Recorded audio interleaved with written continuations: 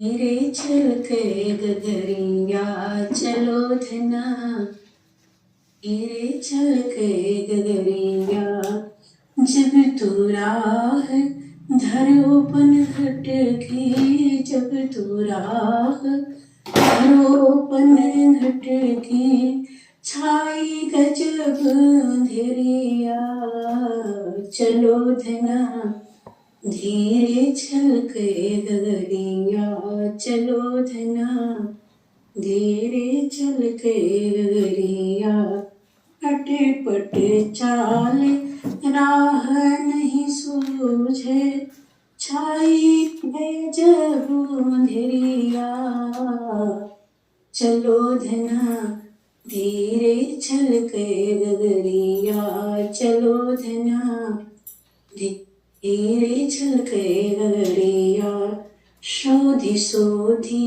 पगे धरो धरनी पर, शोधी पगे धरो धरनी पर, अब ही है वाली उमरिया चलो धना, धीरे छलके गगरिया चलो धना, धीरे छलके गगरिया, मिलो सच्चिदानंद पिया से, मिलो सच्चिदानंद पिया से, फूलन लागी सगरिया चलो धना, धीरे छलके गगरिया चलो धना, धीरे छलके गगरिया।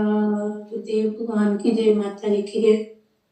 सदगुरु तुम हो जगत रखवाला, सदगुरु तुम हो जगत रखवाला, सब जग का तुम अमृत बांटो, यही जग का तुम अमृत बांटो, पी के जहर का प्याला, सदगुरु तुम हो जगत रखवाला, पी के जहर का प्याला, सदगुरु तुम हो जगत रखवाला, एह जग काले कालिया नाथो, यह जग काले कालिया नाथो, तुम ही बनो नंद लाला, सदगुरु तुम हो जगत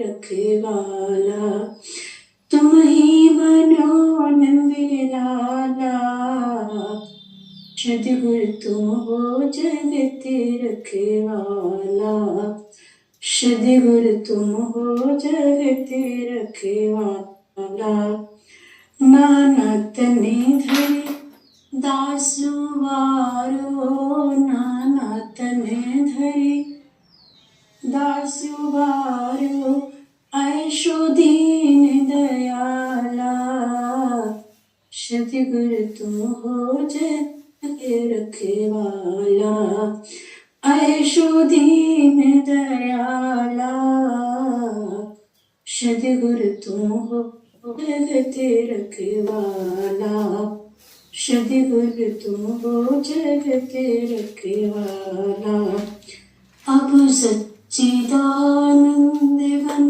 आयो, अब सच्चिदानंद बन आयो, मोहन मुरली वाला, सदगुरु तुम हो जगत रखवाला, मोहन मुरली वाला, सदगुरु तुम हो जगत रखवाला, सदगुरु तुम हो जगत रखवाला। गुरुदेव भगवान की जय, माता दी की जय।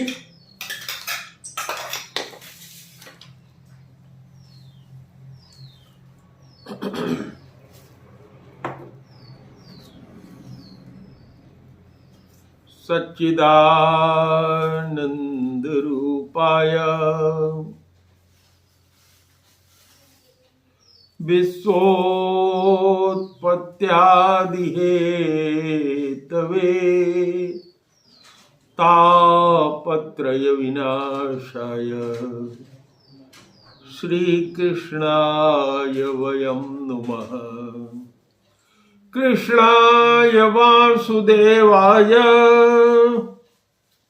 देवकी नंदनाय च नंदगोपकुमाराय गोविन्दाय नमो नमः। नमः पंकजनाभाय नमः पंकजमालिने नमः पंकजनेत्राय नमस्ते पंकजांग्रये। कृष्णं नारायणं वन्दे कृष्णं वन्दे व्रजप्रियम् कृष्णं द्वैपायनं वन्दे कृष्णं वन्दे पृथासुतम्। यं प्रव्रजन्तमनुपेतमपेतकृत्यं द्वैपायनो विरह कातरया जुहाव। पुत्रेतु तन्मयतया तरवोऽभिनेदु अस्तं सर्वभूतहृदयं मुनिमानतोऽस्मि। गुरुर्ब्रह्मा गुरुर्विष्णु गुरुर्देवो महेश्वर गुरुः साक्षात् परब्रह्म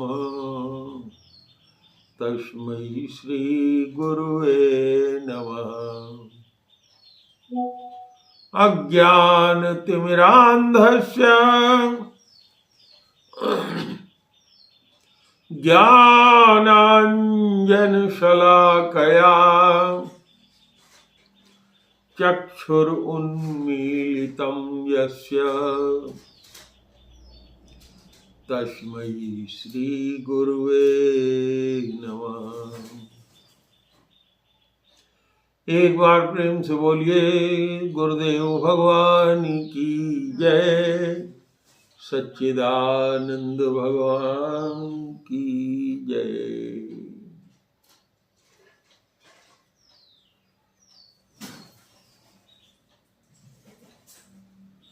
आज हम लोग माता देवहूति ने अपने पुत्र से जो पूछा था कि हे पुत्र, इस संसार में आ करके जो लोग देह गेह में पड़े रहते हैं उनकी क्या गति होती है।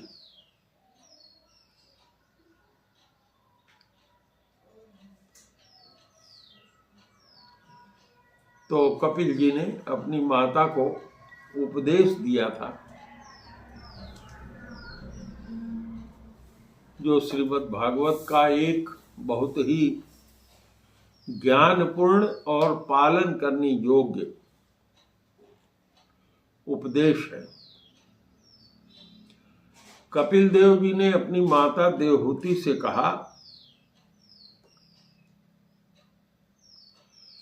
कि हे मां,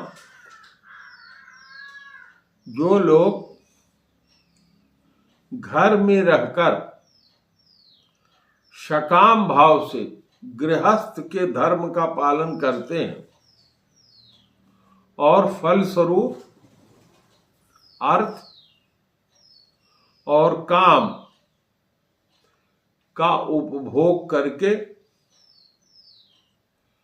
फिर इसी धर्म और काम का अनुष्ठान करते रहते हैं, ऐसे लोग तरह तरह की इच्छा से मोहित होने के कारण जो भागवत धर्म है उससे विमुख हो जाते हैं और नाना प्रकार के व्रत द्वारा, यज्ञ द्वारा अन्य अन्य देवताओं की ही पूजा करते हैं, पितरों की पूजा करते हैं। मेरी उपासना, यानी भगवान कह रहे हैं मेरी उपासना नहीं करते। तो थोड़ा सा इसको मैं समझा दूं। पहला शब्द इसमें आया है सकाम भाव। सकाम भाव का मतलब क्या होता है कि हम यह काम कर रहे हैं तो हमको यह प्राप्त होगा। यानी हम आज हमारा बिजनेस गाड़ी बेचने का है या हमारा बिजनेस बर्फ बेचने का है, आइसक्रीम बेचने का है, तो हम इसको बेचेंगे तो हमें धन प्राप्त होगा। यह कामना करके कार्य करना। तो अब भगवत धर्म क्या है? यह कार्य जो मैं कर रहा हूं, जो मैं गाड़ी की दुकान किया हूं, जो मैं आइसक्रीम का कार्य करता हूं, यह भगवान चूंकि समस्त जीवों में व्याप्त हैं, उनकी सेवा के लिए, भगवान को प्रसन्न करने के लिए मैं इस कार्य को कर रहा हूं। तो दोनों में बहुत थोड़ा सा अंतर है। जब आप सोचते हैं कि हम अपने लिए कर रहे हैं तो यह सकाम भाव हो जाता है, और जब आप सोचते हैं कि हम सबके हित के लिए, भगवान चूंकि सब में व्याप्त है, सर्वदेव भगवान समस्त जीवों में व्याप्त होकर के इस सारे ब्रह्मांड को चला रहे हैं, उन्हीं भगवान की खुशी के लिए मैं कर रहा हूं, तो आप जो है दोष से मुक्त हो जाते हैं और आपके मन में फिर ज्यादा लाभ प्राप्त करने की इच्छा भी नहीं रहती। भावना आपकी निष्काम हो जाती है, किसी को ठगने का भाव नहीं रहता।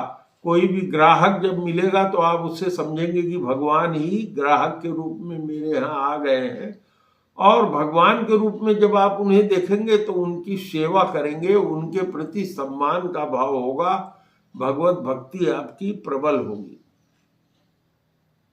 और यदि इसी को हम इससे धन प्राप्त करेंगे, ज्यादा से ज्यादा इससे लाभ प्राप्त करेंगे, और लाभ प्राप्त करने के बाद फिर दूसरी दुकान करेंगे या अपने बेटे को इससे पढ़ाएंगे लिखाएंगे, यह भाव करके आपने किया तो आपका यह कार्य सकाम भाव से हो जाता है। तो जब व्यक्ति जो है भगवान की सेवा करने के भाव से काम करता है तो उसकी जो बुद्धि होगी वो सत्कर्म से युक्त हो जाएगी। उसकी श्रद्धा जो होगी वो सतोगुणी होगी। क्योंकि अभी आप लोगों को पता है कि उन्होंने बताया था कि हे माता, जो लोग मेरी सेवा करते हैं उनकी श्रद्धा के अनुसार उनकी भक्ति 3 तरह की हो जाती है, तमोगुणी, रजोगुणी और सतोगुणी। तो जो सकाम भाव से सेवा करता है वो तमोगुणी हो गया। और ऐसे लोग जब शरीर छोड़ते हैं तो भगवान कहते हैं कि मेरा लोक, जिसको चंद्रलोक कहा जाता है, वहां तक जाते हैं।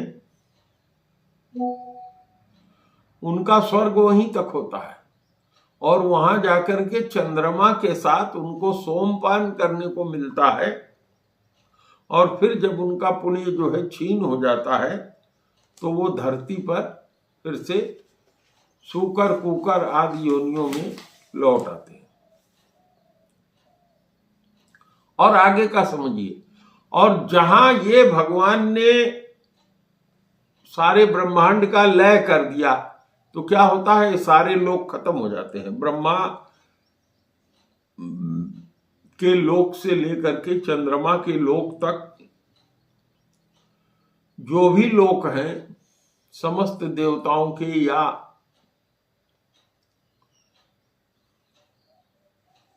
वो सारे के सारे समाप्त हो जाते हैं। तो उस लोक के समाप्त हो जाने पर ब्रह्मा जी भी और सारे देवता भी, हम सब लोग भी भगवान के अंदर चले जाते हैं। तो जो विवेकी पुरुष है, जो अपने धर्म का जो उपयोग है उसको अपने निजी हित में सोच करके नहीं किया है, बल्कि भगवान के प्रसन्नता के लिए ही उसका पालन किया है, ऐसे जो भक्त हैं वो अनासक्त भक्त जो है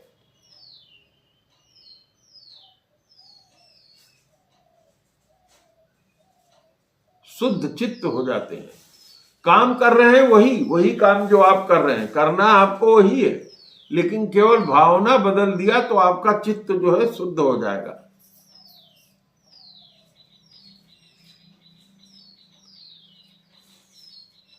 तो ऐसे लोग जो है सूर्य मार्ग से, जिसको अर्ची मार्ग या देवयान मार्ग कहते हैं, ऐसे लोग सर्वव्यापी, जो सभी के अंदर व्याप्त हैं, जो मैंने आपसे चर्चा किया, पूर्ण पुरुष श्री हरि को, भगवान को प्राप्त होते हैं।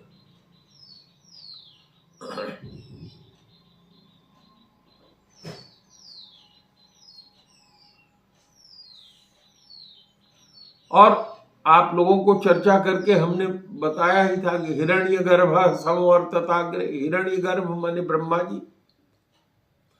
तो जो लोग परमात्मा की दृष्टि से, भगवान ने ही परमात्मा का रूप लिया, ब्रह्मा के रूप में आए, लेकिन यहां अंतर समझिए, जो परमात्मा की उपासना करते हैं,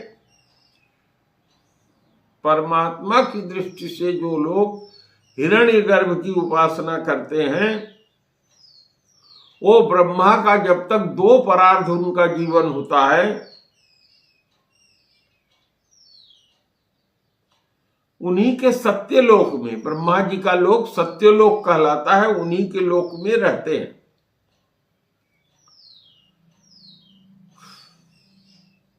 और जब ब्रह्मा जी का दो परार्ध का आयु खत्म हो जाता है, जब ये सारी पृथ्वी, सारा जल, अग्नि, वायु, आकाश, मन, इंद्री और उनके तन्मात्राएं, 5 तन्मात्राएं हैं ना, शब्द, स्पर्श, गंध, रूप और रस, अहंकार आदि सब समाप्त होकर के त्रिगुणात्मिका प्रकृति में मिल करके एक रूप हो करके ये कहा जाते हैं, भगवान के निर्विशेष स्वरूप में लीन हो जाते हैं। भगवान का दो स्वरूप है, एक सगुण स्वरूप है और एक निर्गुण स्वरूप है।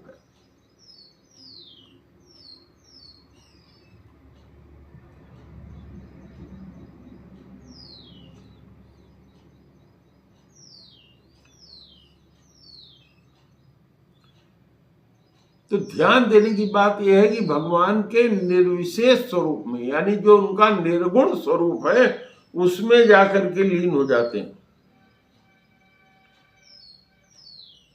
तो इसका मतलब क्या होगा कि उस समय जिन लोगों ने अपने मन को, प्राण को जीता था,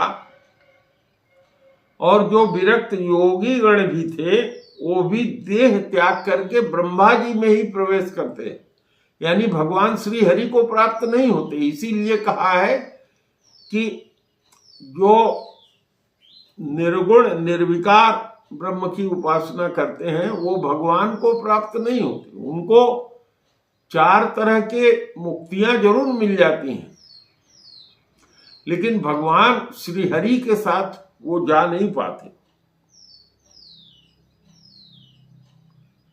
क्योंकि उनके अंदर अभी अहंकार शेष रह जाता है।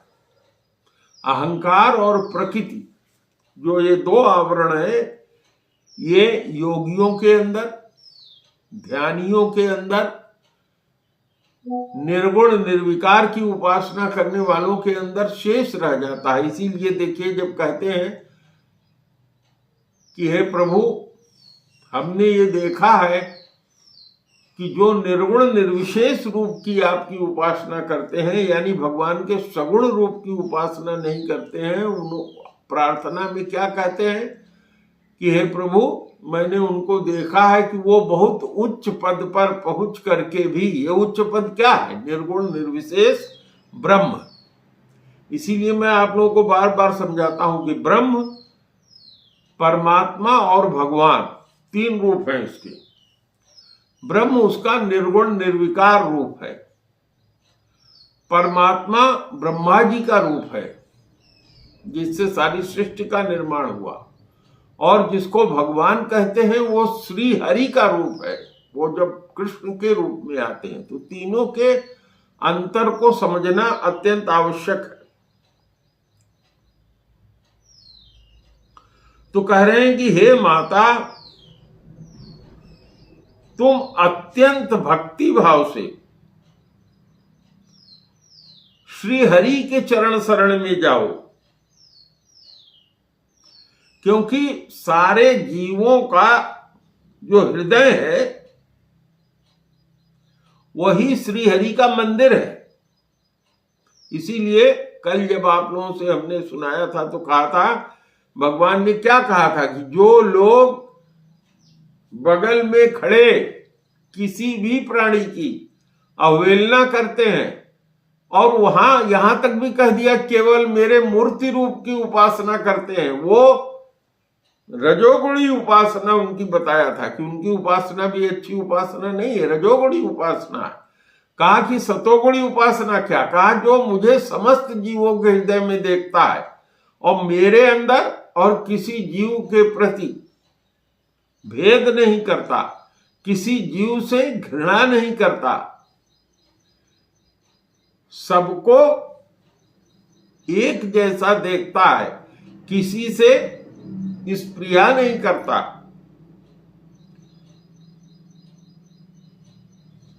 वही सात्विक भक्त है। तो अब बताया कि जो वेद गर्भ ब्रह्मा जी हैं और जितने अस्थावर और जंगम, अस्थावर माने जितने वृक्ष हैं और जितने हम लोग हैं, जो पहाड़, धरती इत्यादि सब तत्व हैं वो स्थावर और जंगम में आते हैं। तो वेद गर्भ ब्रह्मा जी क्या है? आदि कारण है प्राणियों के, और इन्हीं से हमने आपसे चर्चा किया था कि सबसे पहले 9 ऋषि उत्पन्न हुए थे, मरीचि आदि, योगेश्वर उत्पन्न हुए थे, और इन्हीं से उत्पन्न हुए थे शनकादि आदि, सनक, सनंदन, सनत कुमार, सनाद।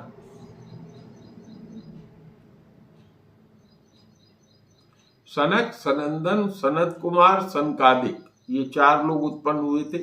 इन्हीं से उत्पन्न हुए थे नारद जी भी। तो 9 ऋषि, वो 4 ऋषि सनक, सनंदन, नारद जी,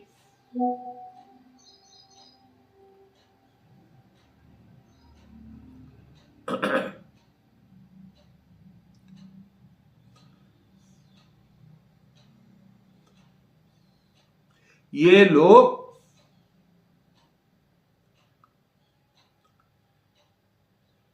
भी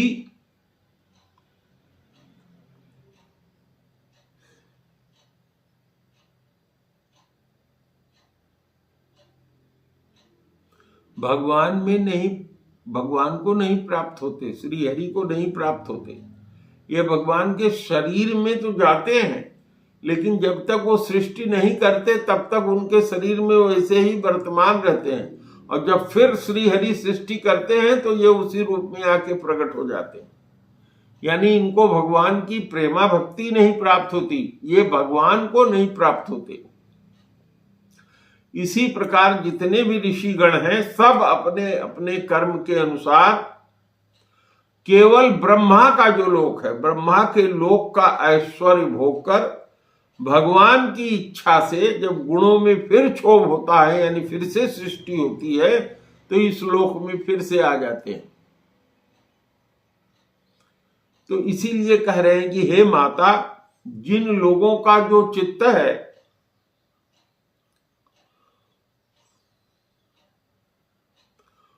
जो उनका चित्त है, जो इस संसार में, इस लोक में आसक्त है और जो कर्मों में श्रद्धा रखते हैं, कर्म हमको समर्पित नहीं करते हैं, जो वेद में कहे हुए जो काम्य कर्म है और नित्य कर्म है, उनका सांगोपांग उपभोग करते हैं, उसी तरह का पालन करते हैं, फिर भी वो कह रहे हैं कि मुझको नहीं प्राप्त होते। क्यों नहीं प्राप्त होते? क्योंकि उनकी जो बुद्धि है वो रजोगुण की अधिकता के कारण कुंठित हो जाती है और उनके हृदय में कामनाओं का जाल फैला रहता है। ऐसे लोगों की इंद्रियां उनके बस में नहीं होती हैं।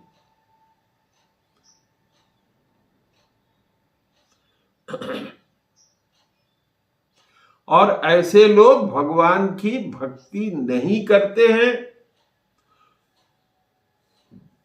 उससे विमुख ही रहते हैं।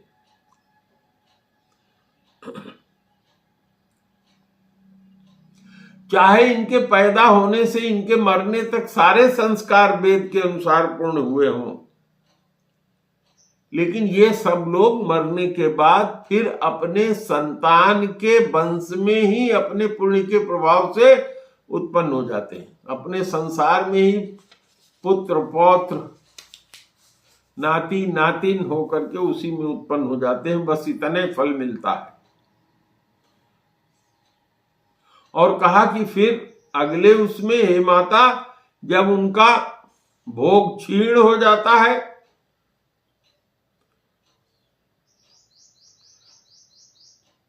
तो फिर वो अपने पुत्र पुत्री के यहां भी मनुष्य शरीर नहीं पाते, फिर वो लोग सूकर कुकर का शरीर पा करके धरती पर भोग भोगते रहते हैं। लेकिन जो लोग भगवान के चरण कमल में सदा अपना मन लगाते हैं और उन्हीं की सेवा समझ करके संसार के सारे कार्यों का उपभोग करते हैं, मन वाणी और शरीर से उन्हीं की सेवा में लगे रहते हैं,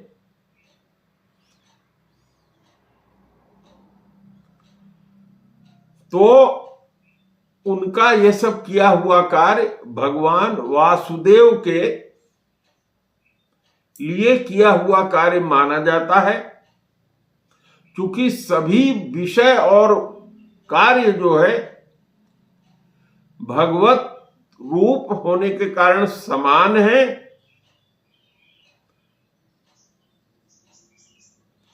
तो उनकी इंद्रियों में जो विषमता होती है वो समाप्त हो जाती है, क्योंकि वो सर्वत्र भगवान का ही दर्शन करते हैं। सब जगह वो आसक्ति से रहित रहते हैं, संग से रहित रहते हैं, सब में समानता का भाव रखते हैं और अपने आत्मा को ब्रह्मरूप ही मानते हैं कि यही परमात्मा है मेरे अंदर।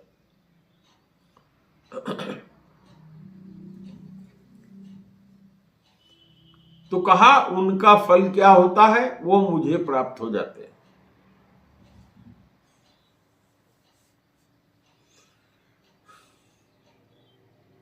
कहा कि हे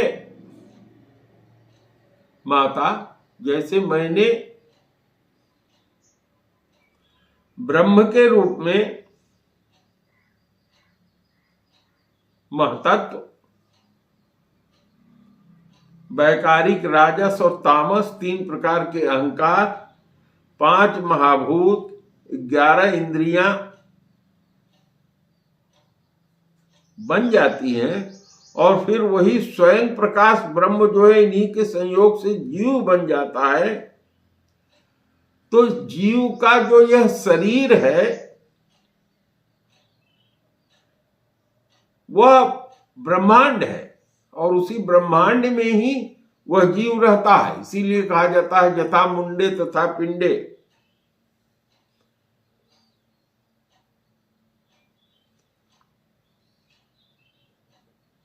तो कहा, हे मेरी पूजनीय माता जी, ये मैंने आपको ब्रह्म साक्षात्कार का बहुत ही सहज और सुलभ रूप सुनाया है, और इस रूप में कार्य करने वाले व्यक्ति को प्रकृति और पुरुष के यथार्थ रूप का बोध अपने आप हो जाता है। इसीलिए उन्होंने, भगवान ने ये शरीर दिया है, इसीलिए इंद्रियां दी हैं, इसीलिए मन दिया है, इसीलिए बुद्धि दिया है, इसीलिए चित्त किया है, इसीलिए अहंकार का स्वरूप दिया है, ताकि इससे हम सब भगवान को ही जान सकें। उन्होंने कहा कि जिस प्रकार आंख से देखा हुआ रूप रसना से लिया हुआ रस, नासिका से लिया हुआ गंध,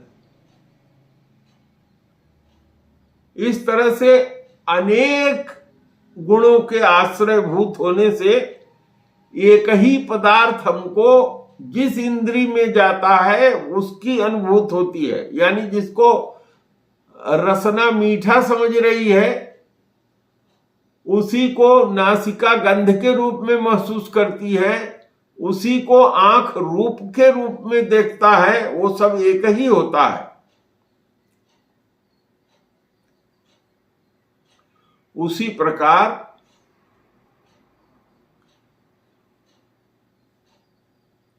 विभिन्न मार्गों के द्वारा भगवान के अनेक प्रकार की अनुभूति होती है।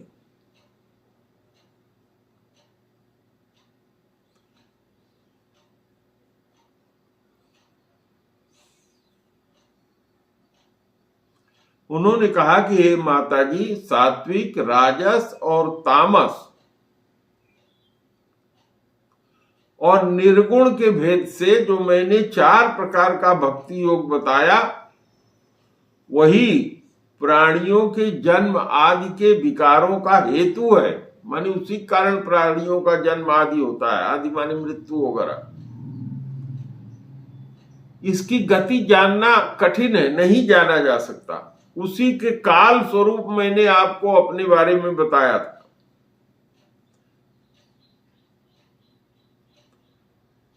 कहा, हे माता, अविद्या जनित कर्म के कारण ही जीव की अनेक गतियां होती हैं,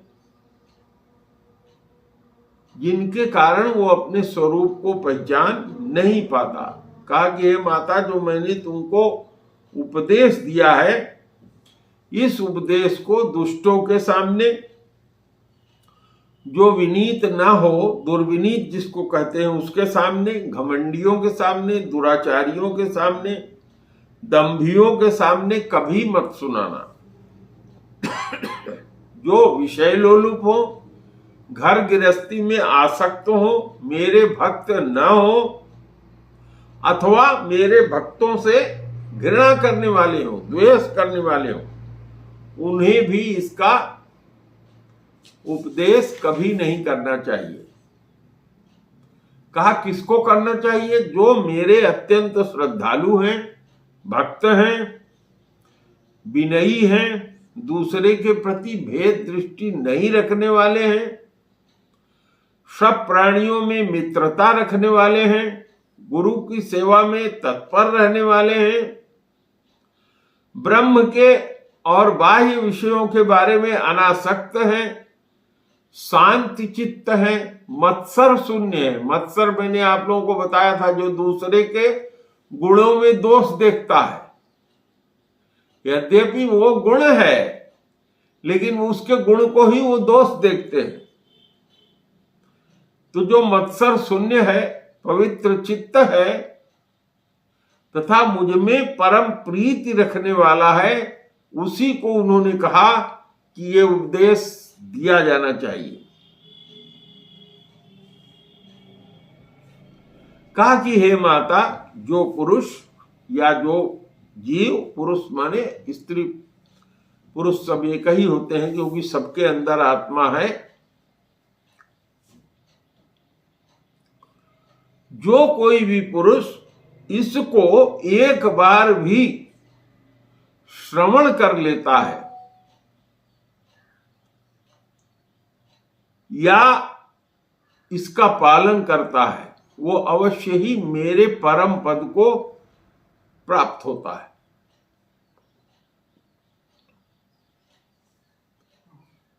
तो श्री राम जय राम,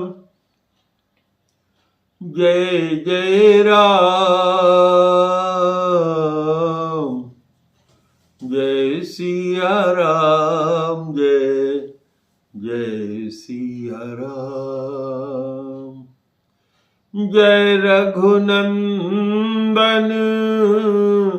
जय सिया राम,